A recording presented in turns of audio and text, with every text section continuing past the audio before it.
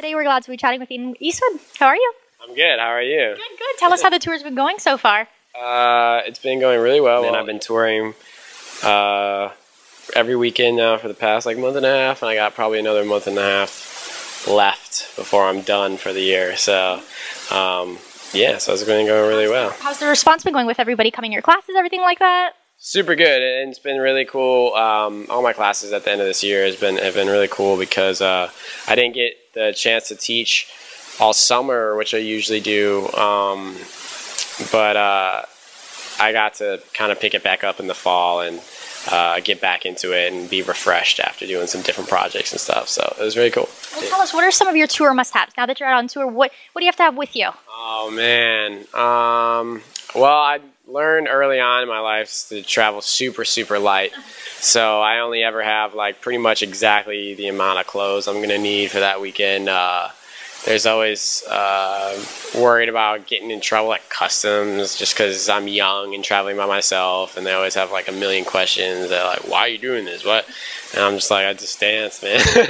Dancer here. Yeah, I just dance. So yeah, just all the typical worries of travel, and then now I'm super into photo and stuff too. So in my backpack I have my laptop, my camera, my lens, my hard drive, my iPad, and just my entire life in just 1 foot of square space. So what does technology come to though? Now everything's so advanced, we have to have every electronic device out there. Oh yeah, totally. And it's really stressful sometimes just because you're worried you'll forget something, or I actually forgot. I was super tired and I had a layover somewhere, and I ended up forgetting one of my bags on the plane. I totally forgot about it, and had to go back to the airport next day and make sure, and they actually had it, which was the craziest, luckiest thing. So just all kinds of stuff. It just happens when you just travel, you know.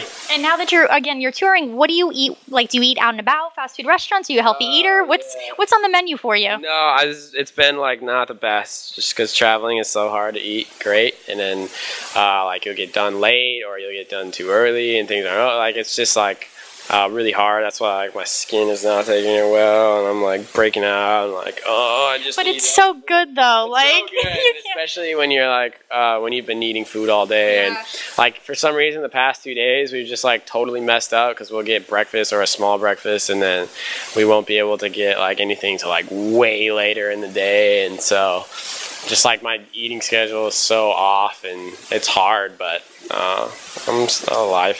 We hear you ate Steak and Shake. Yeah. One of our favorites. What do you think of that? Yeah, I had Steak and Shake 2 nights ago. I love Steak and Shake because we have it out in the suburbs in Illinois, not in the city, but in the suburbs we have Steak and Shake, and we love Steak and Shake. So it's What'd cool. you get to eat? What'd you get? The Frisco Melt, of course. You gotta get the Frisco Melt. Yeah, and a mint Oreo shake. So yeah, it was good times. And your hat? You didn't. Your Steak and Shake hat? Yeah, I wore the Steak and Shake hat, and then oddly enough, I had food coma, and I took my hat I was wearing there off, and I left my hat. So I had the Steak and Shake hat, but I lost my real hat, so that was a bummer. But yeah, so. Yeah. What else is your favorite fast food restaurant? Do you have any other favorites? Do you like Chick-fil-A? Anything? Chick-fil-A is great. Well, I'm from Chicago, so Portillo's is my spot. We only have them in Chicago, though. Chicago, and 2 are in California, but. Giordano's Pizza, is that Chicago? Giordano's is also, yeah, Giordano's is the place. Giordano's is a little bit more sit-down, though. I mean, you can order it out and stuff, but fast food-wise, definitely Portillo's is the one. Yeah, hometown. Now, tell us, okay, so dancing now, do you watch shows like So You Think You Can Dance, Dancing with the Stars? Tell us about that. I used to watch So You Think when I lived at home. That was a few years ago. Yeah, I haven't watched actually too many dancing shows because the problem is I don't have TV. I don't have regular TV. I only do watch things off of the internet, so anything Netflix or HBO Go and stuff like that. So I have too irregular of a schedule to ever watch anything when it comes out. So the most maybe catching a couple clips online. I did get to go to a taping of So You Think this year. That was super cool. But yeah, I haven't been able to choreograph for the show, anything like that? Someday, yeah, that'd be cool. I mean, I don't know how much they have left of the show, but that would be super awesome. I don't know if they'd ever consider me, but I think so. Why not? Cool. Yeah, it'd be cool. Yeah. Do you have any favorites like Travis Wall as a choreographer? Travis who else? Wall, yeah. Yeah, Nappy Tabs. Yeah, of course, Nappy Tabs. I grew up training under them. Love Nappy Tabs. They're the greatest people. Yeah, Travis Wall is a genius. I think that every single time I see his pieces, I'm actually like really blown away. He's a brilliant choreographer. And then Keone and Mari, because they did this year, and they're really good friends of mine. And I really idolize them. So yeah, there's probably a bunch more that I'm not thinking of, but yeah. Exactly. A lot of good talent out there, definitely. And then tell us about your new video. Tell us about that just came out. Yeah, it just came out. I shot this video to Skrillex and Chance the Rapper song called Coast is Clear, and it was probably the hardest video I've ever shot because we had like a lot of location and timing problems because I got the thing on Airbnb and I got like in trouble with the guy who owns it because we don't have permits for whatever we shoot. So yeah, it was a whole ordeal, but at the end of the day, like, we got everything we needed, and if we like couldn't finish something somewhere, we would get the shot somewhere else, and so it all worked out in the end. And I just worked super hard. I produced it myself and directed it myself. So got a lot of views, like overnight, practically. Yeah, we got 100,000 in the first like couple days, so that was really exciting. I haven't had a lot of my videos have done that, but it was last year. I was kind of doing a little bit more popular songs last year. I've been doing a lot of indie artists recently, so it's a little harder to get those to like be more relevant when you do indie artists because no one really knows who they are. So, but that's like the type of artist we like to hear, actually, because if it's too mainstream, you know, everybody knows it. But those indie artists are different. Then you learn new stuff, new people, new. You know what I mean? That's what excites me. So and it's not necessarily. I mean, I'll choreograph to whatever. It's just that a lot of times top 40 is not stuff that I'm excited about. So, so I just kind of like this year is like I choreograph to whatever. And as a choreographer, do you do the music first or the routine first? What comes first for you? Music is there first for sure, and then the choreography is 100% inspired by the songs. So. What else is next for you to come? Anything new everyone can expect? Just trying to work on myself and my own projects for a little while, and then very open to other opportunities that come along.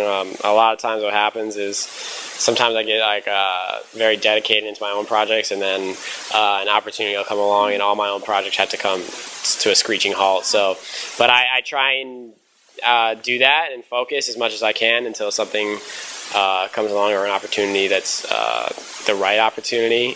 Is really important, weighing, because at my level of my life and my career, I can get a lot of opportunities, but not all of them necessarily are the best opportunity to take. And more valuable than money ever in your life is going to be your time. And so deciding what path is right is the hardest thing ever, you know. And what would be a right opportunity for you? Like, what would be your dream opportunity that would come to you, that you would take? You know, I don't really know. It might not exist yet until someone offers it to me. So I'm not sure. I love doing a lot of things. I love directing. I love writing stuff. I love producing things. I love obviously choreographing things. Directing, I already said. So yeah, I love all of that stuff, and I don't just love choreographing, but I would love choreographing for an artist, or I would love maybe overseeing a really big project as an artistic director, or maybe writing a film or getting that picked up, or doing a documentary. I love documentary. Like, you know, there's a lot of things that I'm interested in that I'd love to be my next project. It's kind of just right circumstances lining up. Right. So would you like to do a tour for someone then? Like put together a whole tour, like choreographing? Yeah, no, that originally as a choreographer, that was one of my hugest dreams is to choreograph a big tour for an artist that can handle it, though. You know, that would be interested in my style and really giving me that creative control. Who would you like to have as the artist to work with? I'm not sure right now. Because most of the artists, a couple of the artists that I would even consider, they're like already really in tight with their choreographers. But, you know, of course, like JT would be like a thing. But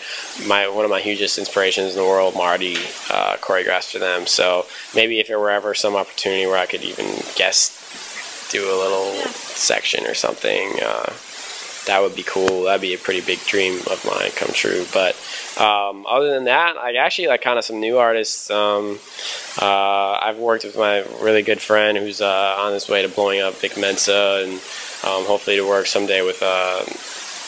We were supposed to work together a couple times, just didn't work out with the other guy I know, Chance the Rapper, and hopefully someday, because I think he's one of the most brilliant people of our generation, Donald Glover. I'm just putting that out to the world. But yeah, those are people that not a lot of people know, but I think are just like really brilliant, and yeah, I would be excited about that. So. Yeah. And you also worked with Zendaya. Yeah. What was that like? Yeah, Zendaya's crazy talented, super professional. Super talented, super passionate. That's actually been in my entire life as a commercial. That was the best commercial job I've ever done. Really professional, really proud of it. It turned out great. It was nice and quick too. It wasn't like painstakingly difficult for anybody. Everyone was happy. It was just like a dream come true for a commercial job. Because I'd had a couple bad experiences, just of like. People taking away your creative control, or it just not being worth it to compromise what you're about. So yeah, that was really cool. That was really cool. Yeah, I think you inspire people because you definitely stay true to yourself. So you're kind of just letting that lead the way, and then everything else kind of follows. So that's great that you do that. You know. Yeah, it's really just about being happy with who I am as a person, and if the right people believe in it, they'll come along and they'll give me an opportunity to be who I want to be, because it fits them and not because they just need a job done. I think that's really important as a person. But it's hard that way though. Yeah, sometimes it's not the easiest to be that way, because there's for every person that's really committed to being their own artist, there's a million people that are willing to compromise who they are because it's a job, you know. So right. But you know what? I think you've pretty much created a name for yourself. Yeah. You know what I mean? You kind of like paved your way in the industry and kind of did that yourself. So you should definitely be proud of that as well. You know what I mean? You kind of didn't rely on people to do that. You did it. Yeah, another big dream of mine is to really bring dancers and choreographers back into the spotlight. Of that you don't have to be involved with any artist, and you can just be your own artist, and you can come out on stage by yourself and do a solo, or even have a group of people behind you, but you can be the lead. You know, you don't have to necessarily have the recording artist, because you can be just as good of an entertainer as a dancer. And kind of just, I really would like to blur the lines a little bit of that. If you're a singer, you're not allowed to be anything else, or you can dance but you can't actually be a dancer, or you know, like, or you're a comedian but you can't be anything else, or you're this. That's why I think actually Donald Glover is a really big inspiration, because he was a writer and then an actor and then a comedian, and now he's doing music as Childish Gambino. So that's what's really cool to me, is blurring those lines of what the world thinks is acceptable, because they used to be very blurred. People used to be a lot of things at once. Some of my biggest inspirations, like from the Rat Pack, like Frank Sinatra, Sammy Davis Jr., and that whole group. So they used to just kind of be very casual about everything and just talk on the mic and have a good time with everybody and do their thing, but also have fun in between. I think that's super cool. I noticed a tattoo here. Can you tell us what that is? What is that? Arguing with a Fool proves Wzra Tv, and this is in my own handwriting. Oh, wow. And it's kind of basically a reminder to myself, like, you know how people like write grocery lists or like to do their homework or whatever on their hand, and that's the concept. That basically, if I kind of have a bad temper, so if I'm like arguing with somebody and it's not worth it, I might be right, but it's probably not worth it. And then if they're not someone that's smart, I'm probably not a very smart person for wasting my time and arguing with them. Right. So, because you in reality, you end up being the person that loses if you're wasting your time on somebody that doesn't matter. So, sure, luckily you have that on your hand. You could just look down. And yeah, it's a good little reminder, and it's hard still, even with it inked on me, but it's okay. And then this is says "Ancora imparo," and this is Italian, and it means "Still I learn." And it was said by Michelangelo when he was 80. On his deathbed, because it's our like family motto, because my parents are both artists, and the meaning behind it is that you can always learn more, you know. And even if you're Michelangelo and you are one of the greatest artists in history of mankind. He even thought that he could learn more, you know. So that's pretty cool. That's super inspiring, and we keep it as our family motto because we're all artists, and that's a good person to look up to.